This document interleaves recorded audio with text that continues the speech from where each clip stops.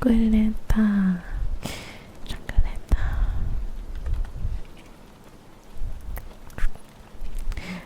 And then let me get that link going.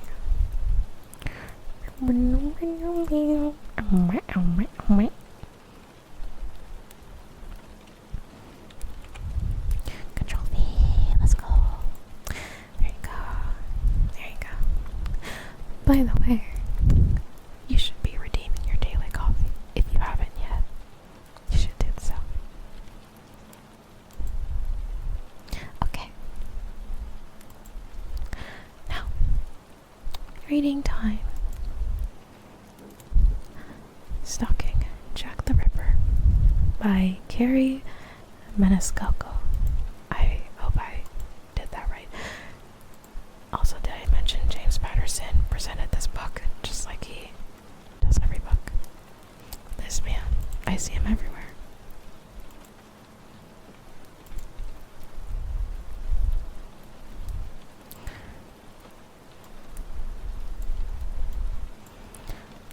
Also, okay, let me just move this here. Okay. Make you a little bit smaller. Okay, we are all set.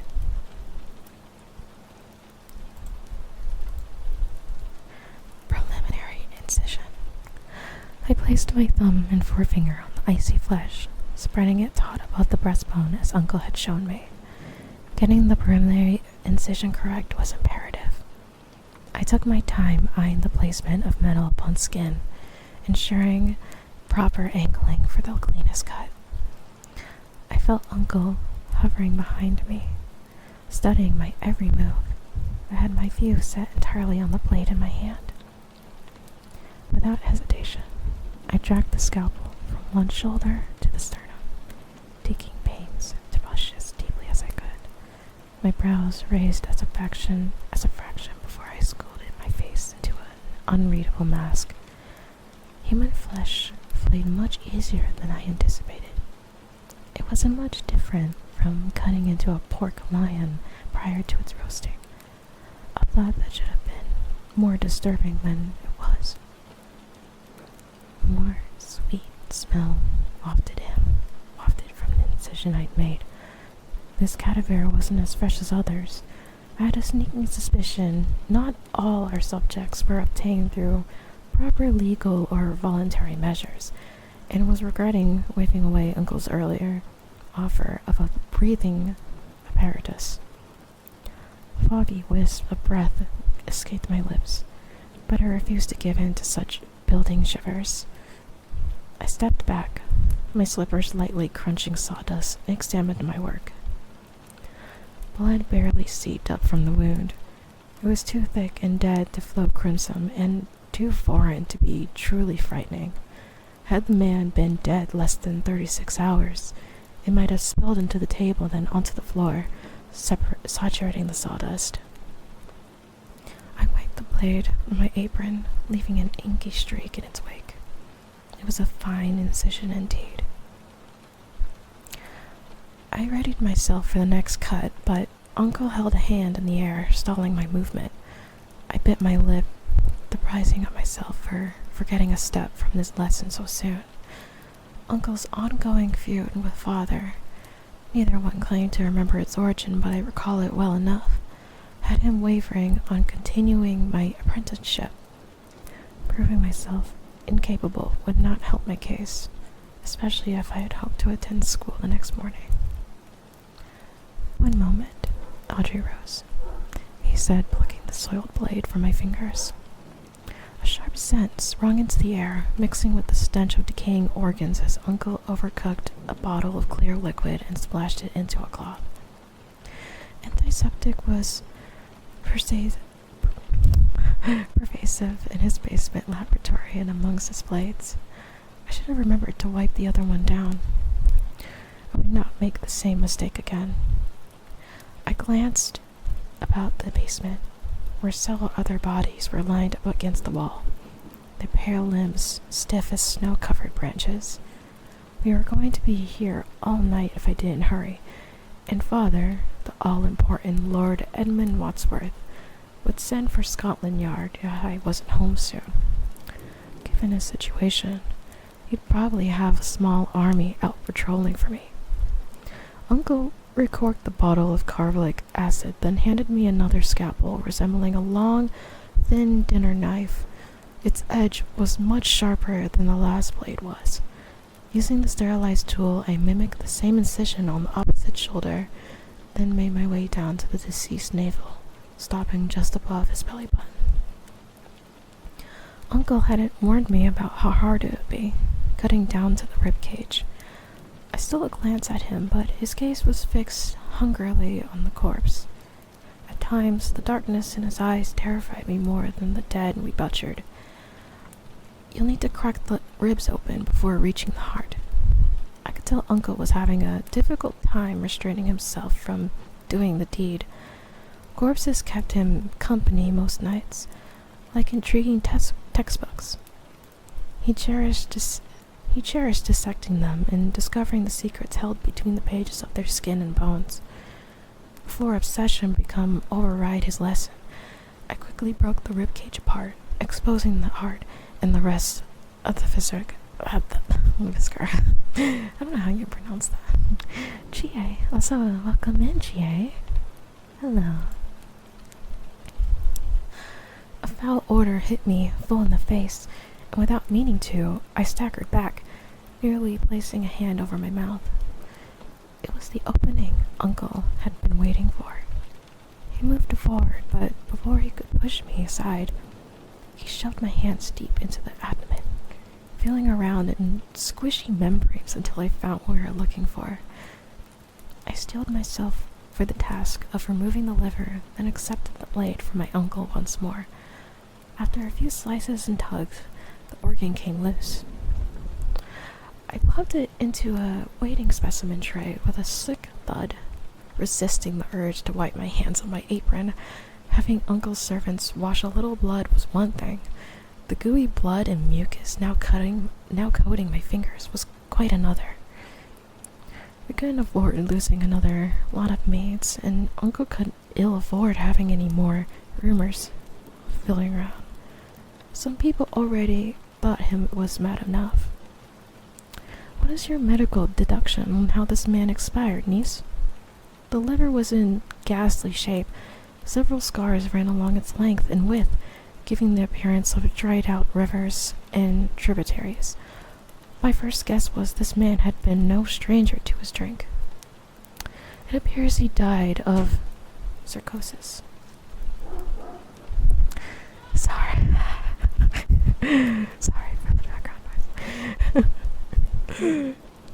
We couldn't afford... where was I? It appears he died of cirrhosis. I pointed at the scarring. His liver had been shutting down for quite some time, I believe. I walked around to his head and pulled out one of his eyelids back. Slight yellowing around the whites of his eyes is also present, furthering my suspicion he's been dying quite slowly for several years. I walked back to the liver and carefully removed a cross-section to study under the microscope later, then rinsed it and set it in a jar for preservation. I'd need to label it and add it to the wall of other prickled organs.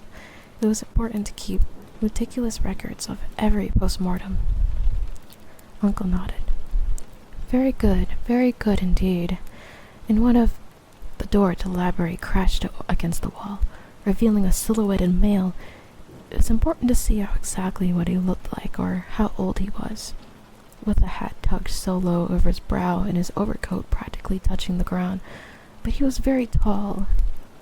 I dared not move, hoping Uncle would brandish a weapon, but he seemed unimpressed with the dark character before us.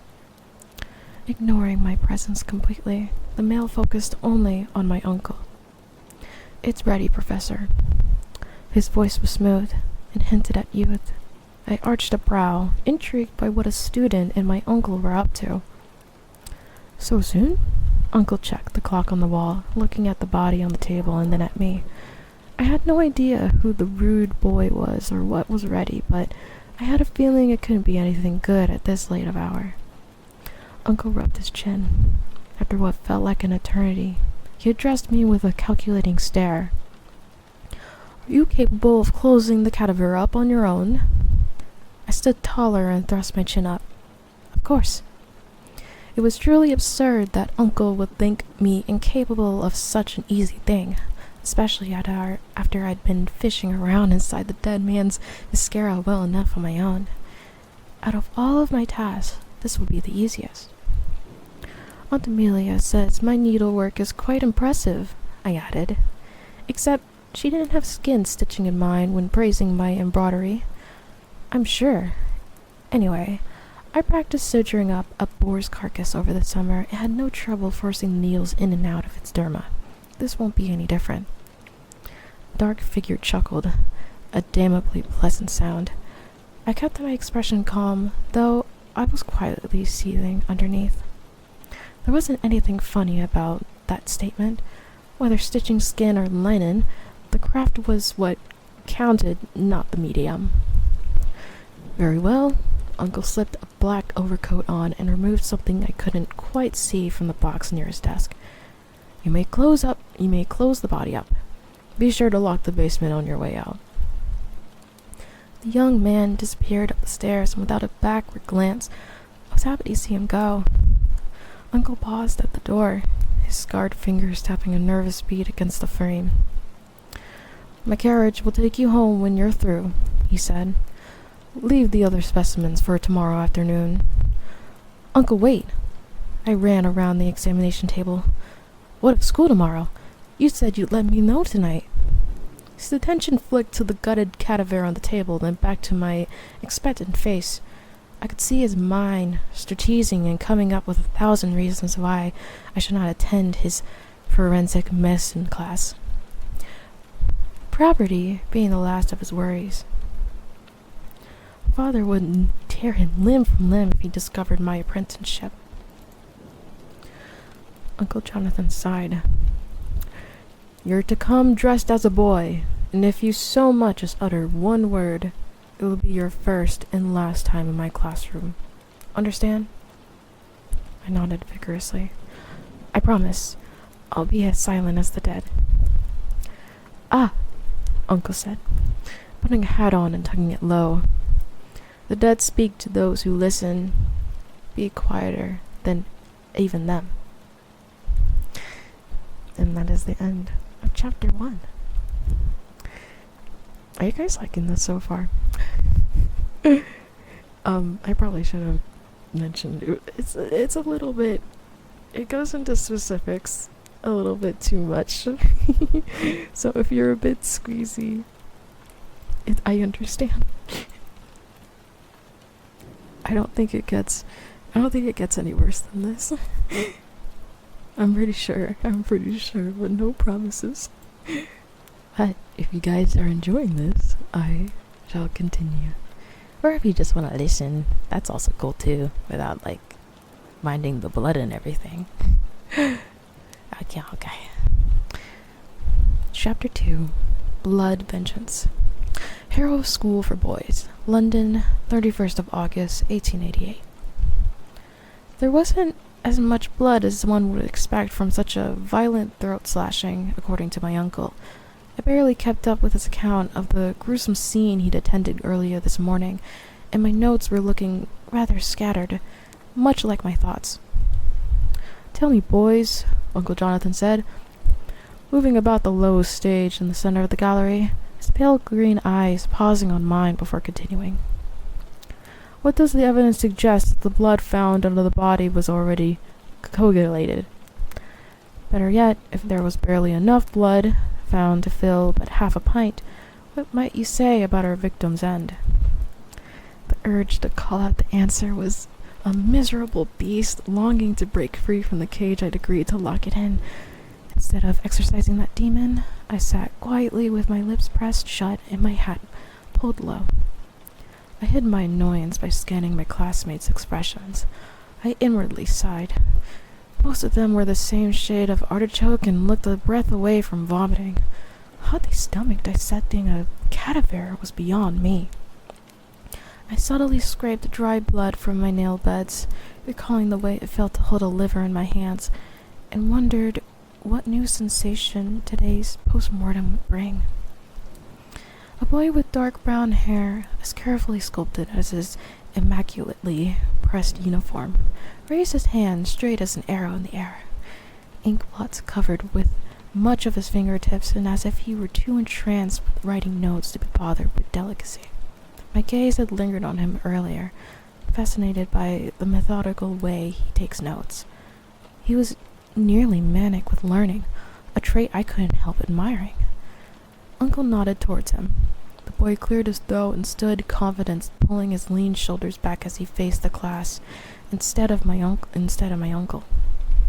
I narrowed my eyes. He was also quite tall. Could he be the mysterious visitor from last night? "It's rather obvious, if you ask me," he said, his tone bordering on disinterest, "that our murderer was either propositioned the deceased for the illicit acts to lure her somewhere private, or sneaked up on her as she was clearly inebriated, and dispatched her from behind." It was hard to tell, since he'd been barely spoken yesterday, but his voice sounded as if it could be that of Uncle's late-night visitor. I found myself leaning closer, as if proximity might spark recognition in my brain. Uncle Jonathan cleared his throat to stall the arrogant boy and sat at his wooden desk. I smiled. Posing as a boy certainly had its merits. Talk of prostitutes always put Uncle on edge, only now he couldn't scold anyone for speaking freely in front of me. He pulled a drawer open, taking a pair of spectacles out and rubbing smudges from them on his tweed jacket before setting them on his face.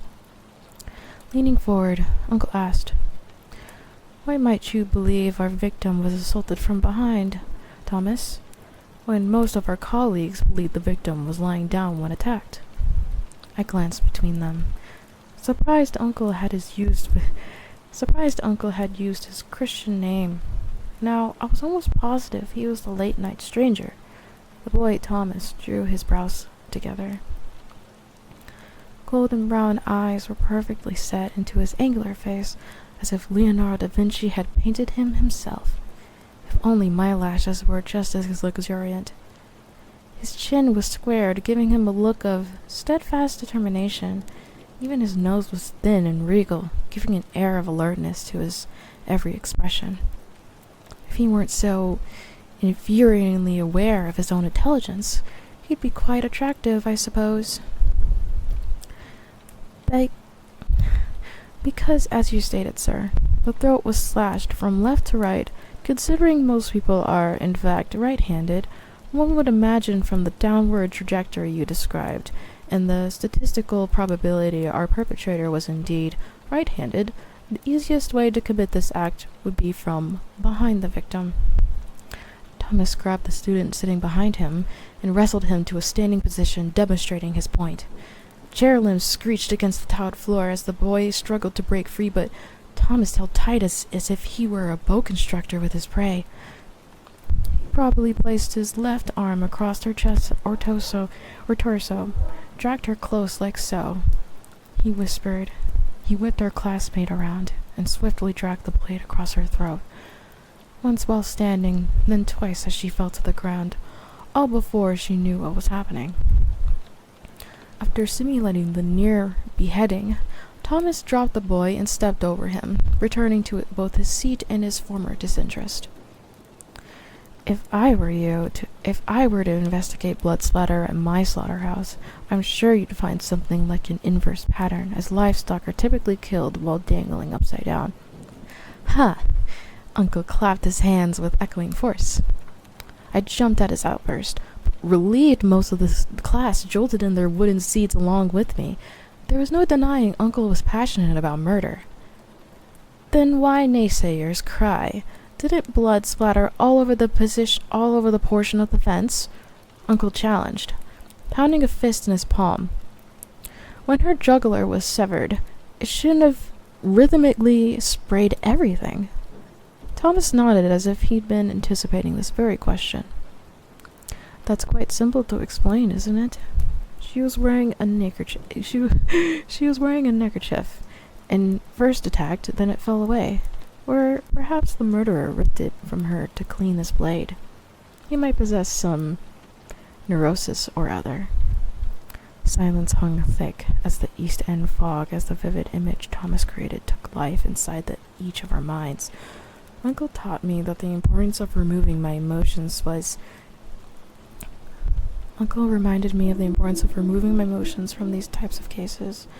But it was hard to speak of a woman as if she was an animal being brought to the slaughterhouse, no matter how far she'd fallen from polite society. I swallowed hard. Thomas had a disturbing way of both predicting why the murderer acted as if he did and turning emotions off when it suited him. It seemed that way. It took a few seconds for my uncle to respond, but when he did, he was grinning like a madman. His eyes, 2 sparks of fire set ablaze in his skull. I couldn't stop a twinge of jealousy from twisting in my gut. I couldn't tell if I was upset. Uncle looked so pleased, and I wasn't responsible, or if I wasn't wished to be interacting with an annoying boy myself. Out of everyone in the classroom, he at least wasn't covered by the violence of his crime. Being afraid wouldn't find justice for the family. This boy seemed to understand that. I shook my thoughts free and listened to the lesson. Brilliant deduction skills, Thomas. I too believe our victim was attacked from behind while standing. The knife used was most likely between 6 and 8 inches long. Uncle paused, showing the class about how big the blade was with his hands. Uneasiness crept into my blood. It would have been around the same size as the scalpel I'd used last night.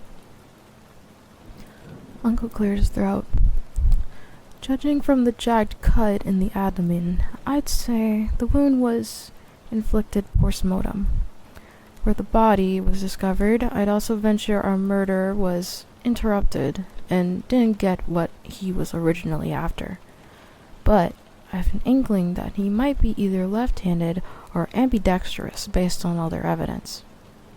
A boy sitting in the first row raised a shaking hand.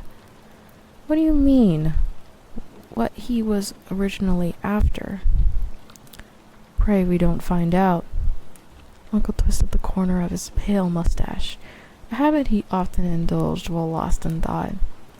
I knew whatever he'd say next wouldn't be pleasant. Without realizing it, I grabbed the edges of my own seat so hardly my knuckles were turning white, I loosened my grip slightly.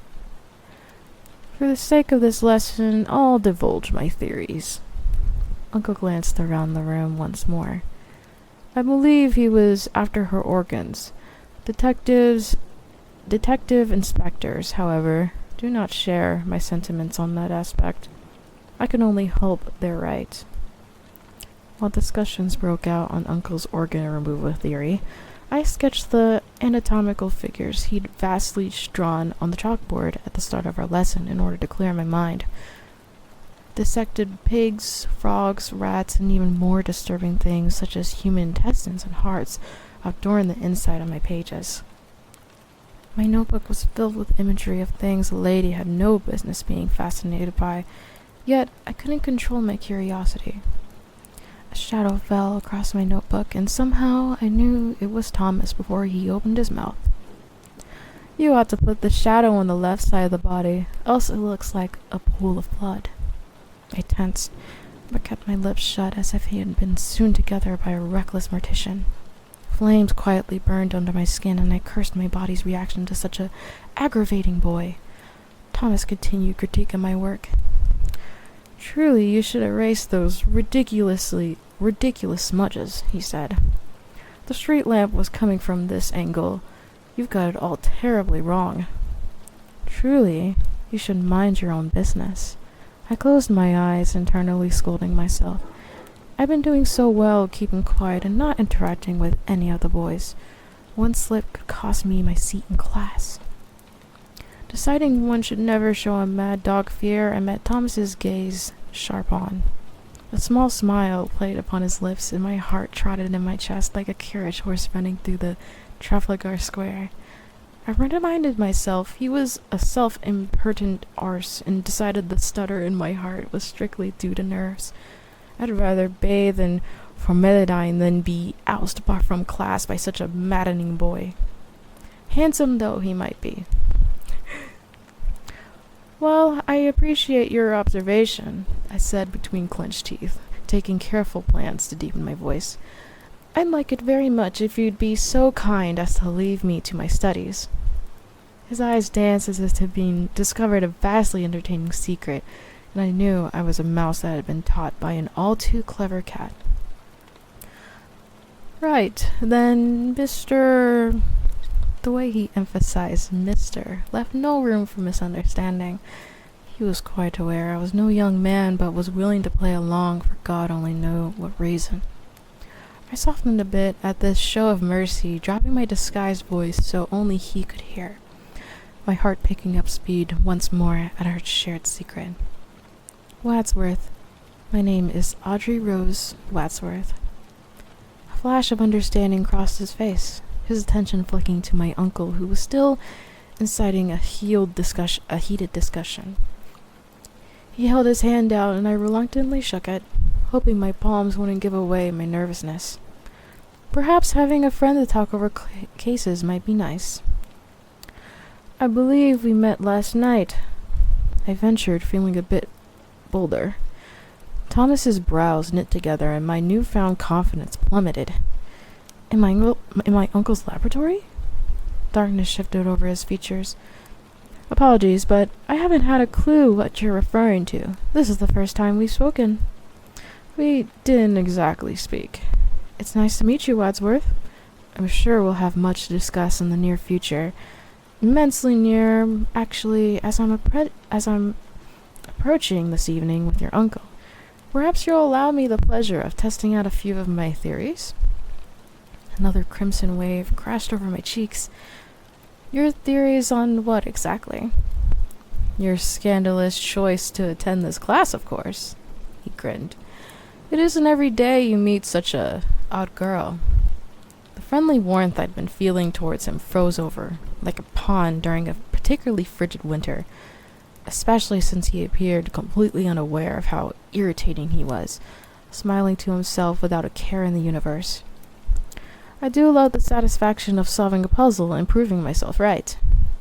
Somehow I found that strength to bite my retort back and offered a tight smile in its place. Aunt Amelia would be proud of her lessons on etiquette stuck with me. I am very much looking forward to hearing your stifling theory on my life choices, Mr. Gentleman? Uncle barked. If you please, I'd like each of you to write down your theories on Miss Mary Ann Nichols' murder and bring it to class tomorrow.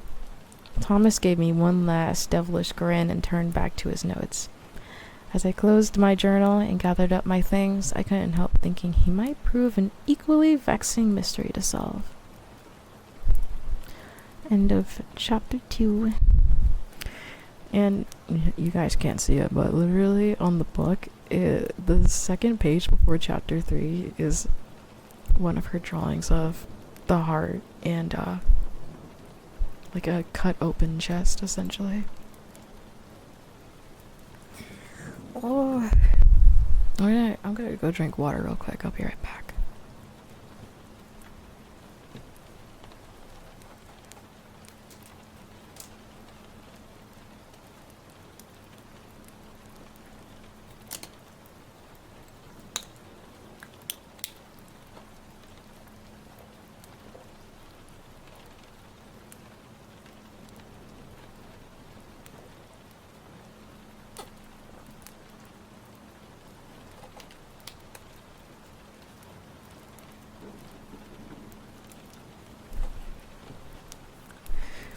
Okay, on to chapter 3.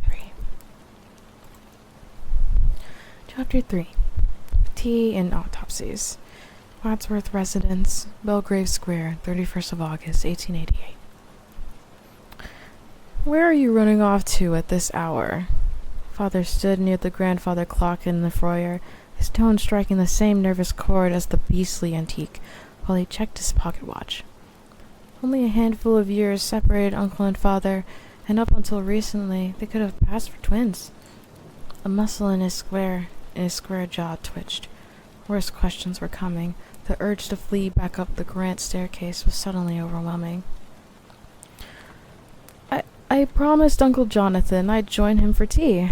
I watched him inhale a sharp breath and added quietly, "Turning down his invitation would have been rude." Before he offered any more thoughts on the matter, the parlor door swung open and my brother waltzed in like a beam of sunshine set against the backdrop of a gray day. Taking quick note of the situation, he pounced. "I must say, everyone appears so downright cheerful this afternoon. It's rather disturbing. Give me a proper scowl, good man." "Ah." He smiled at the glare father leveled at him. "That's the spirit. Excellent job, father." "Nathaniel," father warned, his glassy focus starting between us. "This matter does not concern you." "Are we terrified to let the girl out of the protective bubble again? Heaven forbid she catch pox or perish. Oh, wait." Nathaniel cocked his head. "That's happened before, hasn't it?" He dramatically grabbed my wrist, checking for a pulse, then staggering back. "By God, father, she's quite alive." Father's pale hand shook and he blotted at his brow with a handkerchief, which was never a promising sign. Nathaniel usually managed to diffuse father's anxiety with a well-paced quip. Today wasn't one of those days. I couldn't help noticing extra lines around my father's mouth, dragging his lips into a near-permanent frown. If he'd only let some of his endless worry go, it would erase a decade from his once handsome features. Strands of gray hair were also slipping in between his ashy blonde locks more and more lately. "I was just telling father I'm on my way to the carriage," I said as pleasantly as I could manage, feigning ignorance as the volatile atmosphere. "I'm meeting Uncle Jonathan." Nathaniel clapped his gloves together again, a sly smile spreading across his face. He couldn't resist assisting me with my chosen medical studies, mostly because my modern stance on white girls were equally capable of having a profession or apprenticeship offered endless amusement. "Hello, Knight." "Hello." My brother's love of arguing made him an excellent barrister in training, but his fickle attention would lead him elsewhere soon enough. His prior whims included a few months studying medicine, then art, then a horrendous effort with a violin, which went badly for all who had the misfortune of hearing him practice his scales. Though, as heir to our family legacy, he needn't learn a trade at all. It was merely something to pass idle hours and afternoons besides drinking with his pompous friends. "Ah, that's right. I recall Uncle saying something about tea earlier this week. Unfortunately, I had to decline his invitation with my studies and all." Adjusting his gloves and smoothing his suit, Nathaniel stepped back and grinned. "Your dress is exceptional for today's weather and special occasion. 17 now, right? You're stunning, birthday girl. Don't you agree, father?" Father scrutinized my ensemble. He was probably searching for a lie to prevent me from traveling to Uncle's home, but he wouldn't find one. I'd already packed the carriage, and with a change of simpler clothing, if he couldn't approve, I was going to practice unholy acts upon the dead and risk infection. He couldn't very well stop me. For now, I was dressed in proper afternoon tea attire, my watered silk gown with the same shade of eggshell as my silk slippers, and my corset was tight enough to remind me as if there was each painful breath I took. I was suddenly grateful for the rose-colored gloves that buttoned up my eyebrows. They were a fashionable way to hide how much my palms were sweating. Father ran a hand over his tired face. "Since it's your birthday, you may go there for tea and come straight back. I do not want you going anywhere else, nor do I want you engaging in any of that." His hands fluttered around like an injured bird. "That activity your uncle has involved you with. Understood?" I nodded, relieved, but father wasn't through. "Should anything happen to your sister," he said, staring at my brother, "I will hold you responsible." Father held Nathaniel's gaze for a moment longer, then stalked from the room, leaving us in the wake of his storm. I watched as if his broad form disappeared down the hallway, and until he slammed the door of his study shut with one backward swipe of his hand. I knew he'd light a cigar soon and lock himself away until morning. Thoughts and memories of Mother plaguing him until he fell into a troubled sleep. I turned my attention to Nathaniel as he pulled out his favorite silver comb and ran it through his hair. Not one golden strand could ever be out of place, else the universe might possibly explode. A bit warm for leather gloves, don't you think? Nathaniel shrugged. I'm on my way out. As much as I wanted to speak with my brother, I had serious engagements that needed attending. Uncle was a creature of many habits, and tardiness wasn't tolerated. No matter that it was my birthday.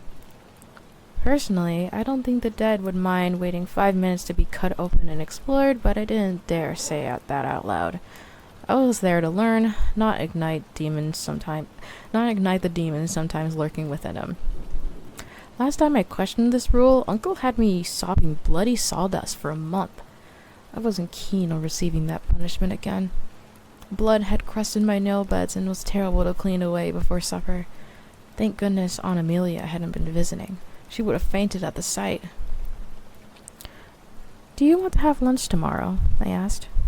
I could tell Martha to prepare something for us to bring to Hyde Park if you'd like. We can even walk around the Serpentine. Nathaniel smiled a bit sadly. Perhaps we can take a belated birthday stroll around the lake next week. I'd certainly like to know what you and Uncle Cadaver are up to in that house of horrors. His eyes sparkled with a hint of trouble. I was worried about you seeing all that blood. Can't be good for your fragile womanly temperament. Oh? Where in the medical dictionary does it say a woman cannot handle such things? What is a man's soul made of that a woman is not?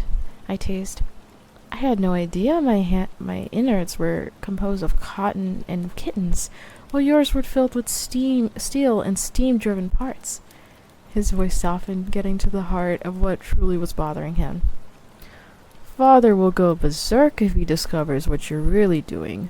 I fear his grasp on reality is most delicate these days. His delusions are becoming worrisome. How so? I caught him sharpening knives and talking to himself the other morning when he thought everyone was still asleep. He rubbed his temples, his smile fading. Perhaps he thinks he can stab germs before they enter our home now. This was troubling news indeed. Last time Father got this way, he'd made me wear a facial mask every time I left the house to avoid breathing contagions. While I'd like to fancy myself above things such as vanity, I hated the stares I'd receive when venturing out. Going through that again would be torturous. I plastered on a big smile. You worry too much. I kissed him on the cheek before heading for the door, my own tone lightening again. If you're not careful, you'll end up losing all of your luxuriant hair. Nathaniel chuckled at that. Duly noted. Happy birthday, Audrey Rose. I do hope you have a wonderful time with whatever it is that you're up to. Be careful, though. You know Uncle can be a bit mad. 20 minutes later, I was standing in the basement of Uncle's laboratory, getting accumulated to the smell of someone else's nightmare. Dead flesh had a sickeningly sweet undertone, and that always took a bit of time getting used to. Fresh, unharmed bodies gave off a scent similar to raw chicken. Bodies deceased for a few days were a bit harder to ignore, no matter how much experience one had with them. Miss Nichols was murdered less than a day ago, but the strong dead rat scent confirmed her injuries were brutal. I said a slight prayer for her troubled soul. I said a silent prayer for her troubled soul and ravaged body before fully seeping into the room. A gas ceiling lamp threw sinister shadows against the barricade wallpaper, while two familiar figures peered over a corpse laid out on the mortuary table. It didn't take a genius to deduce the body belonged to our subject from class, and the extra person in the room was my infuriating classmate.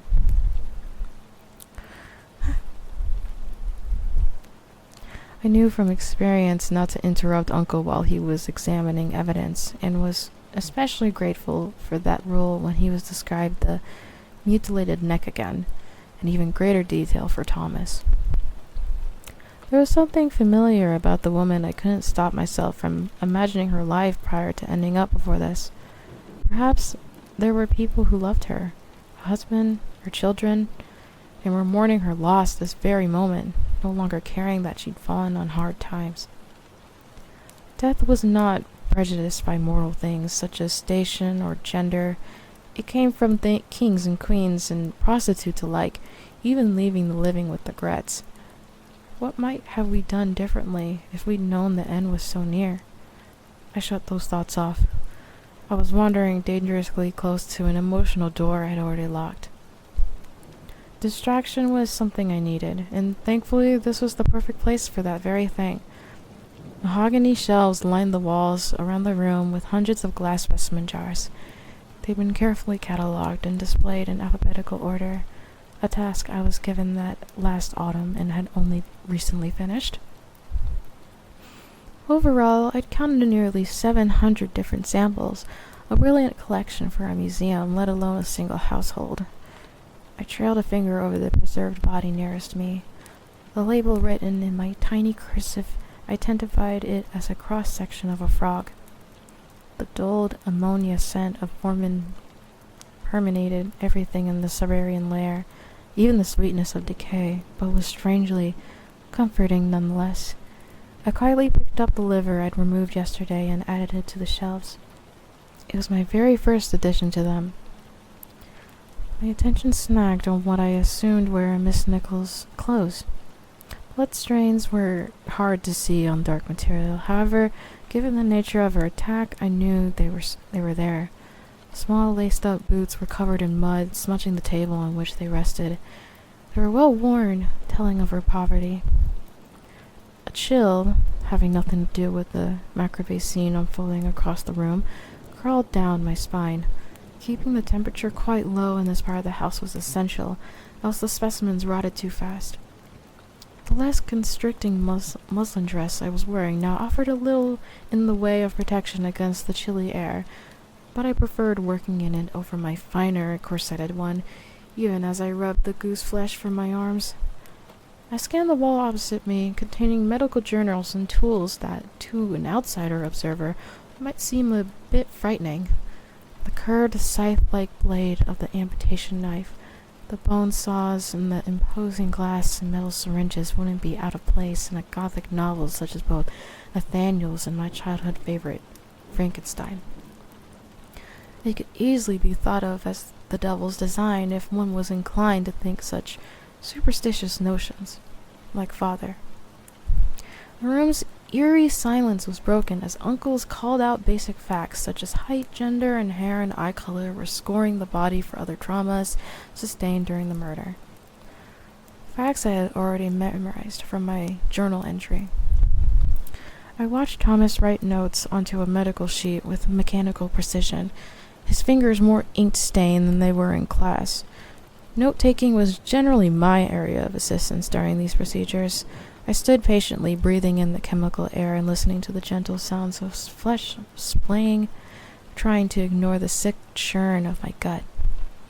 Settling my nerves always took several moments. A few breaths later, Uncle noticed me standing in the corner and signaled for me to grab an apron and join them. As I moved closer to the cadaver, it was as if the door had closed between my heart and head, sealing all emotions on the opposite side. Once I was standing over the body, I no longer saw the person she was in life. I only saw the shell left behind, and curiosity took hold in the worst of ways. She morphed from a kindly enough-looking woman to another faceless corpse. I'd had plenty of experience with them this summer. Strips of cloth covered parts of her to keep her decent, though there wasn't anything decent about her state.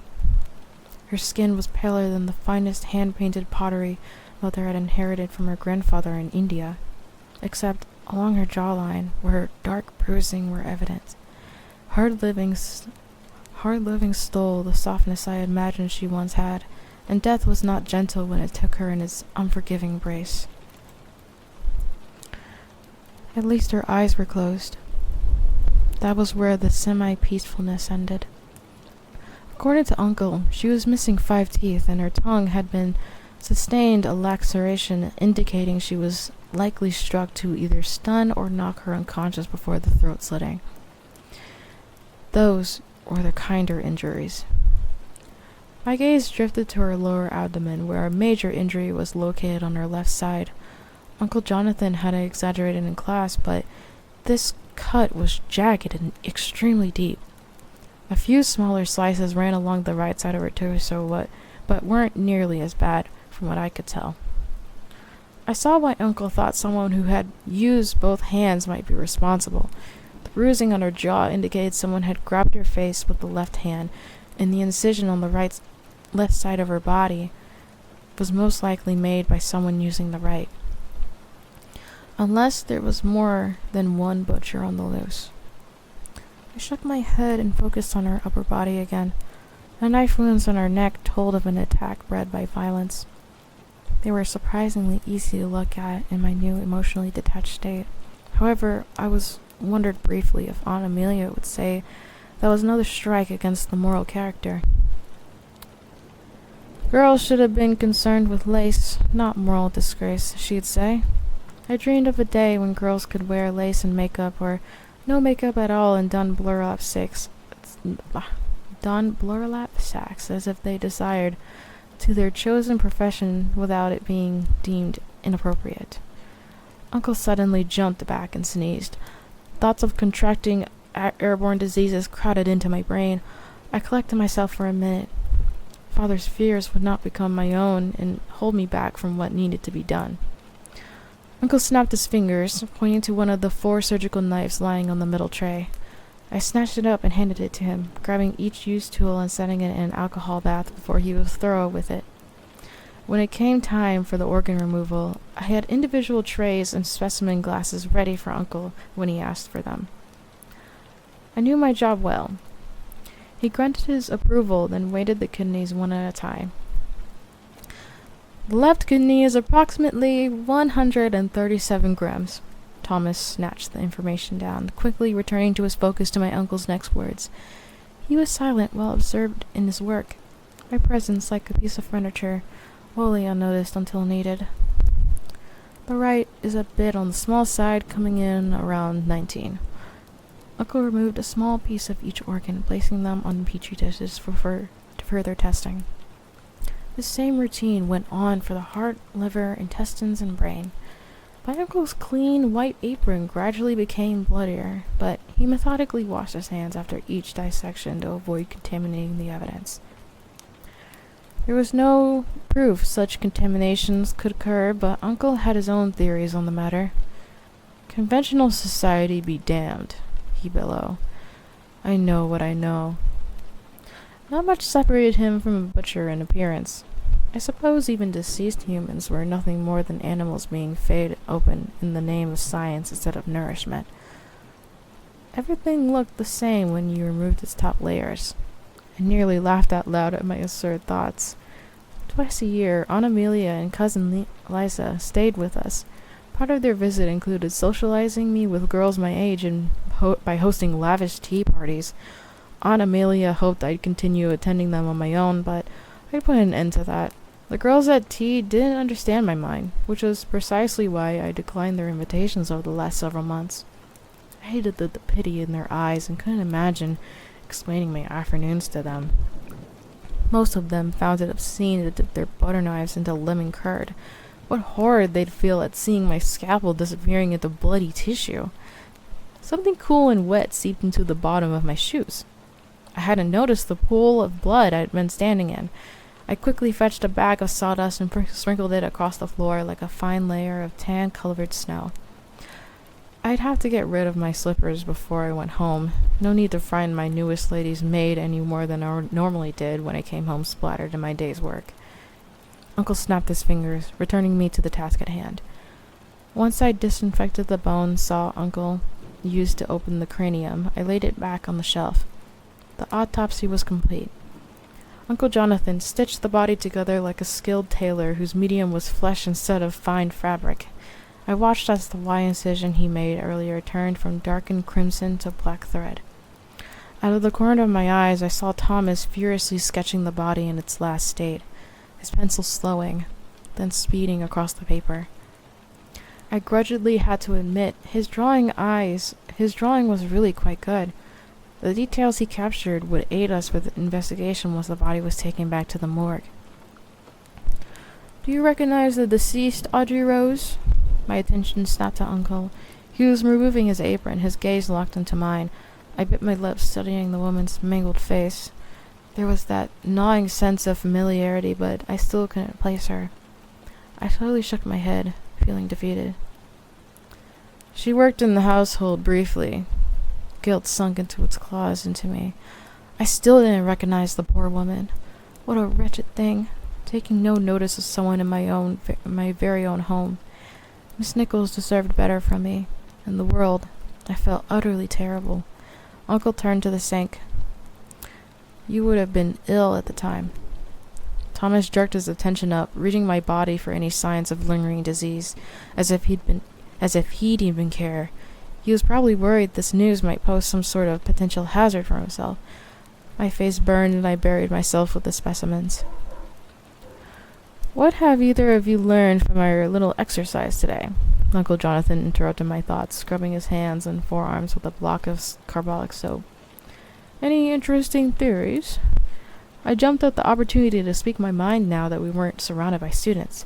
A small part of me was also excited for a chance to show off my theories in front of Thomas. I wanted him to see he wasn't the only one with an interesting mind. "Whoever is responsible for the murder must have had some sort of training in the medical field," I said. "He might even be a mortuary student, or someone who had taken surgical classes at the very least." Uncle nodded. "Good. Tell me more." Feeling bolstered by Uncle's approval, I circled the body. "She might have been grabbed by her face, then received a blow, rendering her unconscious. I thought of the incisions in the areas of the body that weren't injured. Also, she might have been brought somewhere else. Our murderer needed time to perform his surgery before interruption. An image of our former servant being beaten, then dragged to some forgotten cellar or other damp, shadowy place, and my skin crawling around my body like worms in a graveyard. Though I didn't remember her, the mere thought of her living and breathing and working in my house made me feel responsible for her in a way. I wanted to help her now in death, though I'd failed her miserably in life. Maybe she'd still be alive and probably employed if I had been brave enough to speak out against Father's chronic need to change staff every few weeks. My hands fisted at my sides. I absolutely refused to let this cruel treatment of a woman stand. I'd do anything in my power to solve this case for Miss Nichols, and for any other voiceless girl to women society ignored. Mother would have done the same. All other thoughts left my mind in place of this horrific reality we were dealing with. He must have slit her throat in a location where a large amount of blood wouldn't draw attention. Possibly he took her to the slaughterhouse and did it there. Thomas snorted from his station nearby. I whipped around to properly glare at him, removing the ties from the apron with as much venom as I could inject into the action, and tossing it around into a laundry bin. I knew my face must have been flustered again, but hoped he'd misinterpret the cause. "Why is that funny, Mr.?" He composed himself and stood. "Mr. Thomas Cresswell, at your service, Miss Wadsworth." Bending slightly at the waist in a mock bow, he came to his full, impressive height and smiled. "I find it amusing because it's an extraordinary amount of work for a murderer, hauling her off to the slaughterhouse after he went through the trouble of knocking her unconscious," he asked. "Seems rather unnecessary." "Pardon me, but you don't—" Thomas closed the journal he'd been sketching in and walked around the corpse, rudely speaking over me. Especially when he could have easily sliced her open at the river, allowing evidence to wash away without dirtying the hands any further. Not to mention, he pointed to her soiled boots, the mud caked in her heels. I scrunched my nose as if something worse than rotten flesh was in the air. I hated the fact I'd missed making the connection between the dirt on her boots and the muddy banks on the river. I hated even more that Thomas hadn't missed it. "Hasn't rained here in almost a week," he went on. "And there are a number of dark corners around the Thames ripe for leather aprons picking." "You just stated it was ridiculous to presume he killed her at the slaughterhouse," I said, narrowing my eyes. "Now you've gone and called him a leather apron." "I was referencing the leather apron. Haven't you seen a paper this afternoon?" Thomas studied me as if I were a specimen he'd possibly like to dissect. "Surely choosing the perfect silken shoes isn't more important than finding a blood-crazed murderer. Yet, look at those things on her feet, getting all stained and gory. Is your interest in science sibling an attempt at finding a husband? Shall I grab my coat, then?" He flashed a roguish grin in my scowl. "I'm sure your uncle won't mind stopping his investigation to chaperone us." He turned to Uncle. "Would you, Dr. Wadsworth? I do admit your niece is quite beautiful." I averted my gaze. I'd forgotten Les Freely's shoes in my mad rush to exit the house. Not that there were anything wrong with my slippers. If I were to choose to wear them for postmortems, it was my choice and my choice alone. Perhaps I'd do it from now on, simply just to irk him. "You know an awful lot about how this murderer thinks," I said. "Perhaps we should investigate your whereabouts that evening." "Mr. Cresswell." He gazed at me, a dark brow arched in contemplation. I swallowed hard but held a stare. A minute later he nodded as if coming to some sort of conclusion about me.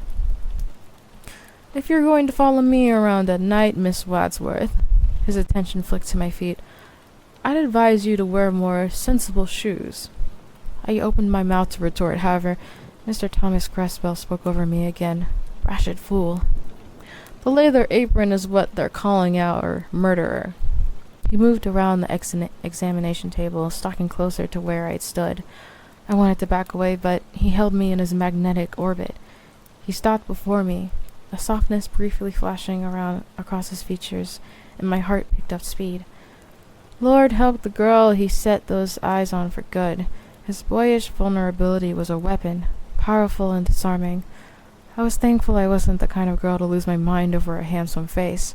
He'd need to work a little bit harder to gain my affection. "To answer your earlier question, Wadsworth," he said, tearing his gaze from mine, his tone more serious than before, "I fully believe this is only the beginning. What we have our hands on is the start of a career murderer. Not one with that kind of surgical prowess would commit one murder, then stop." His eyes squirted slightly, then he noticed my incredulous expression. "I know I wouldn't. One taste of warm blood is never enough, Miss Wadsworth." End of chapter 3. Okay. Tiny little break. How you guys feeling? I love... Actually, I don't know if I can say this, but blood is interesting. There's a lot of blood. Also, Night. Hi. I don't know if I... Did I say hi to you? I'm saying hi again. Hello, Night. Hi. Let me check on something. A lot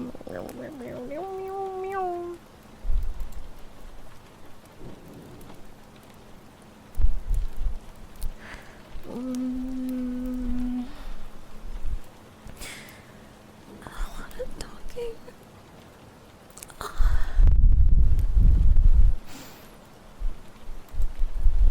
Hope you guys are feeling pretty relaxed. I don't know how relaxing this book is, but it's nice. I feel it's nice.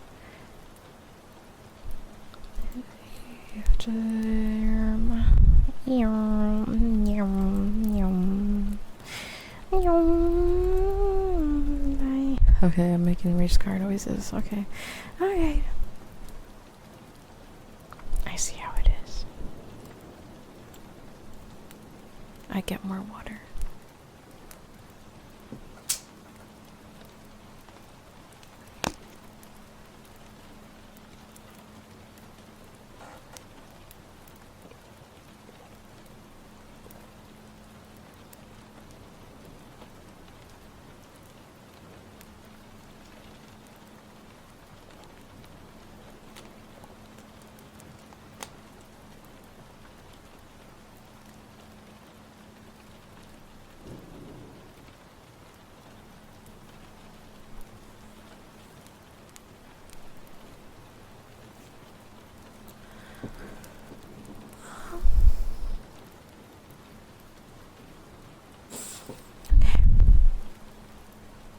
Okay. I'm just gonna readjust some things here.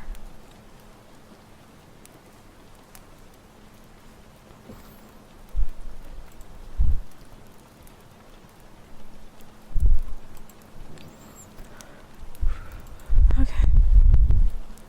On to chapter 4.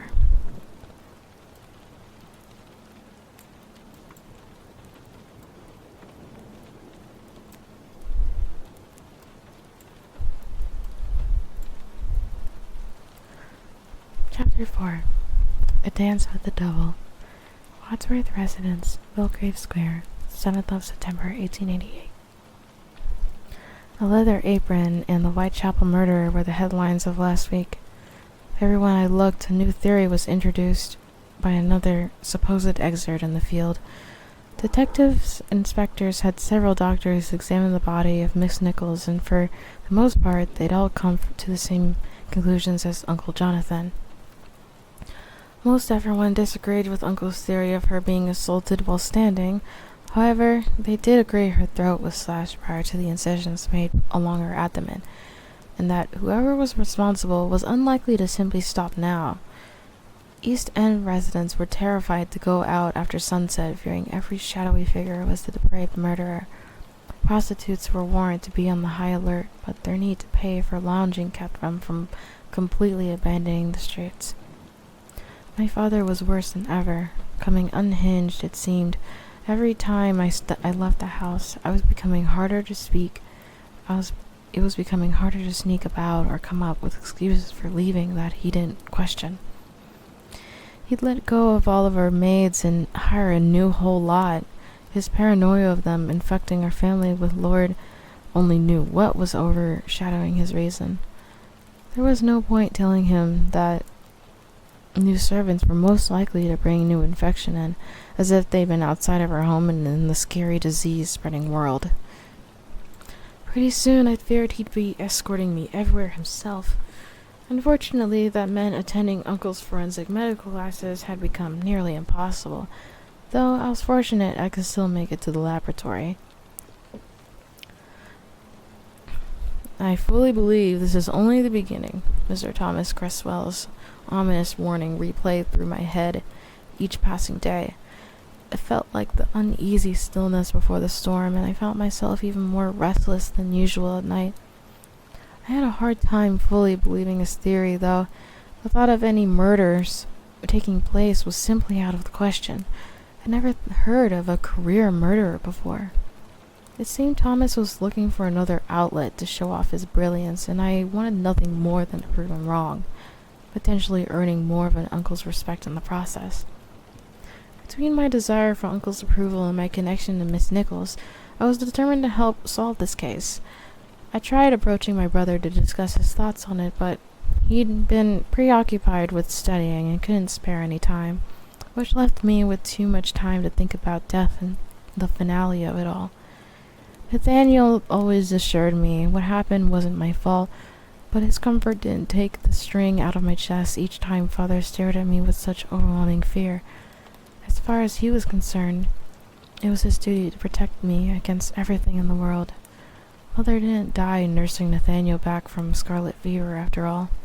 You didn't have to watch her face flush with that horrible rash and see her tongue swell because my brother had been weak. Her already damaged heart didn't break fully because Nathaniel had brought infection to our home. I couldn't help feeling as if I were father's useless, murdering daughter who looked too much like her mother, a constant reminder of all he'd lost, of all he'd stolen away from him the night I took my first fever-free breath and mother took her last. I was the reason for his growing madness, and I never let myself forget it.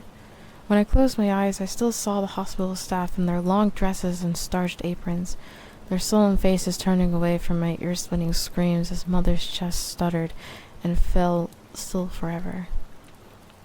I banged on her sternum with my own fist, my tears falling on her beautifully stitched dressing gown, but she didn't stir again. No 12-year-old should ever watch her mother's soul drift into the abyss. It's the first time I'd ever felt helpless. God had failed me. I prayed and prayed the way mother always said I should, and for what? Death still claimed her in the end. It was then I knew I'd relied on something more tangible than Holy Spirits. Science never abandoned me the way religion had that night.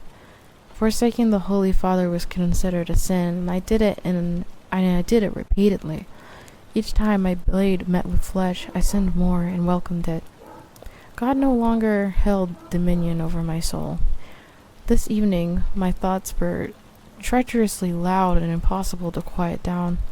I tossed back and forth in my thin nightdress, kicked my sheets off, and finally poured myself a glass of water from the pitcher on the bedside table. Blast it all. Sleep wasn't going to find me. That much I was certain of. My limbs itched with the need to get out and do something. Or perhaps I simply needed to escape from the confines of my room and all the woeful thoughts that came with the darkness. Each day that passed was a failure to help Miss Nichols' family find peace. I'd already failed her once. I wouldn't fail again so miserably. I clenched my fist. I could do the safe and reasonable thing, waiting in Uncle's laboratory until another victim showed up, or I could act now.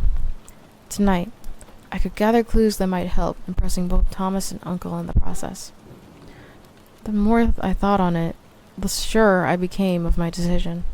Mother used to say, "Roses have both petals and thorns, my dark flower. You needn't believe something weak because it appears delicate. Show the world your bravery." Mother had a weak heart and was kept from much physical activity as a child. But she'd found other ways to prove her strength. One needed be strong in only physical matters. A strong mind and will were fierce to behold as well. "You're right, Mother." I paced along the deep gold Parisian rug in my room, relishing the coldness of the hardwood floor where my soles found the edges of the carpet. Before I knew what I was doing, I found myself standing in front of my looking-glass, dressed all in black. It's time for bravery. Pulling my dark hair into a simpler braid and pinning it about my crown, I tucked a few strings behind my ears. My dress was a simple design with a long fitted sleeves, a small bustle, and a light cotton fabric. I ran my hands down the front of it, enjoying the softness and fine craftsmanship of the garment. I stared at the dark circles under my eyes that told of many sleepless nights. The paleness of my body, my paleness was already solid-looking skin, was heavenly contrasted by the dark clothing. So I pinched my cheeks, giving them some much-needed color. Mother never had to worry about doing such things. Her skin was a beautiful honey, showing off her ancestry from India, and mine was a cream-laden imitation of hers. I reminded myself I need not be fashionable. I was going for stealth, though my aunt would be pleased I'd taken an interest in my appearance. Unbidden, a wretched thought flashed through my head. Thomas and Uncle were out the evening of the first murder. They were interested in studying the human body, and Thomas had flat out lied about it. If I discovered them doing treacherous things, would they harm me? I laughed, covering my mouth to stifle the sound. What a ridiculous notion. My uncle was not capable of such acts. Thomas, however, I couldn't say for sure, but refused to follow the trail of thought. I imagined the murderer was a physician traveling abroad or someone who is working for a physician to locate organs for study. Or perhaps some wealthy man or woman was willing to pay dearly for a transplant of some sort. though that science hadn't been effective yet. No one had ever accomplished a successful organ transplant. Either way, I doubted highly that Leather Apron was hanging around. Stalking women of the night? I'd be fine cloaked under darkness. Without allowing myself a moment's hesitation, I swiftly sneaked down the stairs, erect in a drawing room, and latched myself in. Glancing around the empty room, I released a sigh. All was quiet. I tiptoed across the floor, then opened the window farthest from the door. Placing both hands on the windowsill, I glanced over my shoulder, checking the lock once more. Father was sleeping, and he wasn't quite mad enough to check on me during the night, but the thought of being caught had my heart running double its speed. A thrill twirled through my veins as I pushed off, dropping a few feet to the patch of grass set between the stones. The few seconds of weightlessness made me feel as free as a bird soaring in the heavens. I smiled as if I wiped my soft leather gloves off and slunk into the shadows surrounding the building. Father would lock me in the old coal cellar if he knew I'd sneak away so late, which made my night adventurous all the more appealing. Let him discover I was out at this indecent hour, and was more than capable of taking care of myself. I welcomed the chance not only to ferret out helpful clues of our investigation, but to prove Father's fears irrational as well, even if there was potentially a madman on the loose. My quest began losing its appeal the longer I slipped in and out of the dimness of London's abandoned streets. I couldn't take the carriage without Father learning of my shameful activities, and stretching through the cobblestone streets for nearly an hour wasn't as bold as daring as I had imagined it to be. I was cold and the streets stank of waste. Needles pricked between my shoulder blades. I had the horrible feeling I was being watched. I nearly fainted when the silly old cat ran into my path. Down the block I heard a commotion and slipped into the closet alleyway to avoid being seen.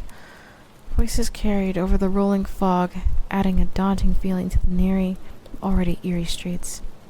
I counted my breaths, waiting for the people to pass by, praying no one would slink into my hiding space. Wind tickled the back of my neck, racing goose flesh. I didn't like being trapped between buildings. I hadn't really thought of what I'd say when I should encounter someone at this hour. All I had been thinking was I'd spy on the pubs Miss Nichols had visited prior to her death, possibly learn some new fact or clue from the people deep in the drink, and outsmart Thomas Cresswell. Perhaps I should have prepared myself a bit more instead of being motivated by the desire to show off my own intelligence as such an obnoxious yet damningly brilliant boy. I glanced out through the light fog at the cross street. Hanbury? How had I gotten this far? I was nearly to the Princess Alice, but I traveled a touch out of the way. The next few streets should take me to the Wentworth and Commercial. Without waiting for the drunken couple to pass, I willed myself to take on the stealth of an apparition floating soundlessly down the alley and across the land. My feet took sturdy steps, though a feather could have knocked me over. My heart was pounding so hard. Halfway through the alley, a pebble knocked out of place behind me. I whirled to see nothing. No scythe-wielding murderer, a drunken bar patron, only an empty black space between buildings. Must have been a rat crawling through the rubbish. I stood for a few beats, waiting for my heart thrashing against the ribs like a fish taken from water. I feared a monster would be standing behind me, breathing its rotten breath down my neck should I turn around. So I closed my eyes. Somehow, everything seemed easier to manage when I couldn't see, though it was a foolish thing to do.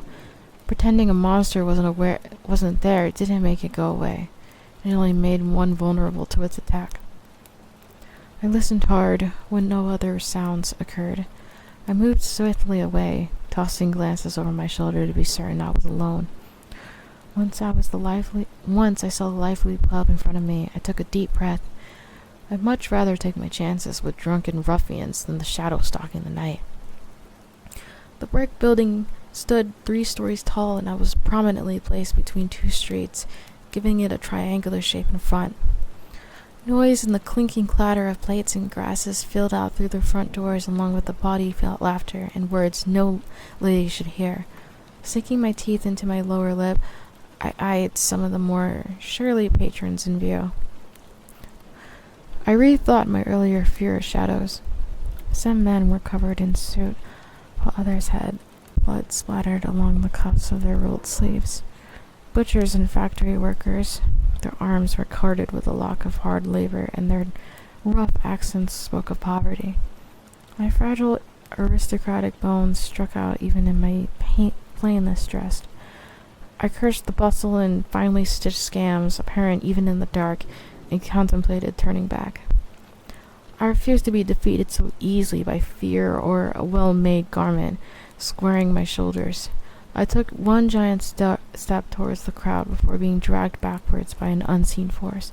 I opened my mouth to scream, but was quickly silenced by a large hand covering the lower half of my face. The grasp wasn't hard, but I couldn't gain enough leeway to bite down on the assailant. I kicked and jerked about to no avail. The only thing I managed to do was to wrap my blasted skirts around my legs, tumbling into my assailant, allowing him a bit more ease in the unholy mission. I was at the mercy of this invisible demon, powerless to break free of its supernatural grasp. "Please, don't scream. You'll ruin everything." His voice was far too amused, given the situation. At least he wasn't an apparition. Then I wrestled with everything I had, twisting my head against his chest. If he wasn't so tall, I might have connected with his head. "We're going somewhere quiet, then we can talk, all right?" I nodded slowly, collecting my racing thoughts. Somehow that voice was familiar. He gently pulled me into the shadows, our bodies pressed together most inappropriately, and even though I thought I recognized his voice, I didn't make his job easy. I'd show him how right my mother was about the roses having both petals and thorns. Digging my heels in, I kicked and tried scratching his arms with little success. He stumbled into the alley, our limbs knocking together, and he as my elbow connected with his stomach. Good. If I died now, I'd at least have some satisfaction of having injured the beast. My momentary victory was short-lived. My bulky skirts weighed down, and more attempts at fleeing in the monstrous fog finally swallowed us whole. Once we were far enough away from the pub, and the gas lamps lining the cobbled streets, my attacker released me as promised. My chest heaved with fear and rage. Bracing myself for a fight, I spun on my heel and blinking disbelief away. Thomas Cresswell stood with his arms crossed at his chest, a slight frown turning down his handsome features. He too was dressed solidly in black, with the addition of a cap pulled low over his brow. His profile cast sharp shadows in the waning light. There was an almost dangerous aura about him, cautioning me away, but anger seethed through my veins. I was going to kill him. "Are you completely mad? Was that necessary?" I demanded, both fists planted on my hips to avoid strangling him. "You could have simply asked me to follow you. And what do you think you're doing going around the streets at this ungodly hour?" He eyed me wearily, then ran a hand down his tired-looking face. If I didn't know any better, I think he'd possibly been worried. "I could ask the same about you, Miss Wadsworth, but I'd rather save that spectacle for your mother." I didn't have time to finish my sentence before Nathaniel appeared like the ghost of Christmas past, looking less than amused. For once I was without words. Nathaniel nodded towards Thomas, then grabbed me roughly by my elbow, pulling me deeper into the shadows and out of the earshot. I wrenched around, glaring, but Thomas's attention was fixed on the arm Nathaniel was latched onto, the muscle in his jaw clenching. His reaction confounded me enough to go along with my brother peacefully. "Please spare me any of your ridiculous stories, sister," Nathaniel whispered harshly when we were far away. "I don't even want to know why you thought it was a fine idea to tribes through the darkness streets while a murderer is stalking women. Do you have any sort of death wish?" I got the impression this was a rhetorical question. I kept quiet by squeezing the material of my skirts between my fingers. What I wanted to do was shake his rough mind off my elbow when he was still gripping me a bit too hard. I also wanted to scold him for being as overprotective as father and reacting hysterically, but couldn't bring myself to do either of those things. Nathaniel released me, then tugged at his fine leather gloves until his face slowly returned to a more natural color instead of the blazing red of the Queen's Guard. He sighed, running a hand through his fair hair. Losing Mother was bad enough. His voice caught, and he coughed the emotion away, yanking his comb out from beneath his overcoat. Don't expect me to sit back and watch you recklessly endanger yourself, little sister. His eyes dared me to say one stupid thing. It would destroy me, understand? As quickly as my temper flared, my ire was quelled. For the last 5 years, it was the two of us against the world. Father was too lost in his sorrow to really be present, putting myself in Nathaniel's place. I can see the minute cracks of my emotions shattering should I ever lose him. I'm sorry for worrying you, Nathaniel. Truly. I meant every word of the apology. Then a thought struck. I narrowed my eyes. Why, might I ask, are you trolling around back alleyways with that devil, Mr. Cresswell? If you must know, Nathaniel said, a bit haltingly, adjusting his collar. We're not the only ones out here. Now this had my full attention. I raised a brow, waiting while my brother scanned the abandoned area around us. A group of us are doing a bit of our own inquiry. We've taken up post throughout the Whitechapel and are looking for suspicious persons. We're calling ourselves the Knights of Whitechapel. I blinked. The only people who looked sorely out of place were my well-dressed brother and his ridiculous hat-wearing lackey. I could only imagine what the rest of the highborn boys looked like in this neighborhood. The Knights of Whitechapel, I repeated.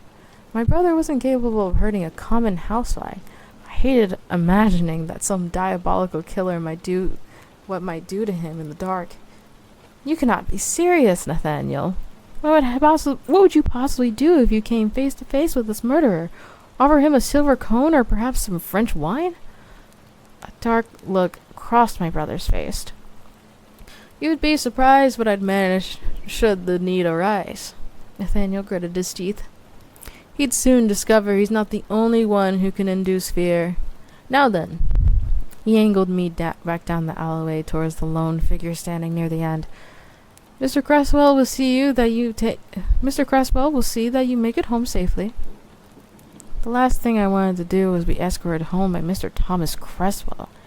He was quite smug enough. If you're staying out here, then so am I.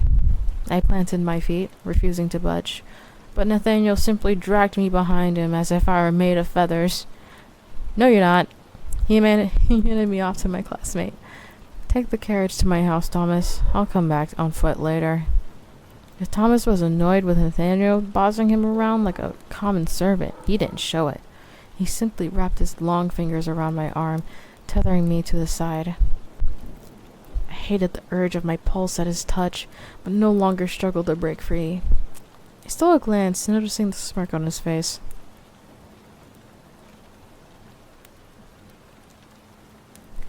He didn't grip me as if I were an unruly child in need of scolding, choosing instead to hold me back from Nathaniel as if he were the one in need of rescuing.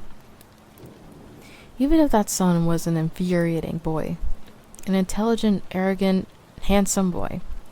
I stood a little straighter and Thomas chuckled, a delicious rumbling sound I wouldn't mind hearing again. My brother spared me one last look. Be sure to place a stick atop that windsill in the drawing room. He smiled broadly at the death glare I leveled at him. Sorry, little sister, but I do believe you've had enough excitement for one evening.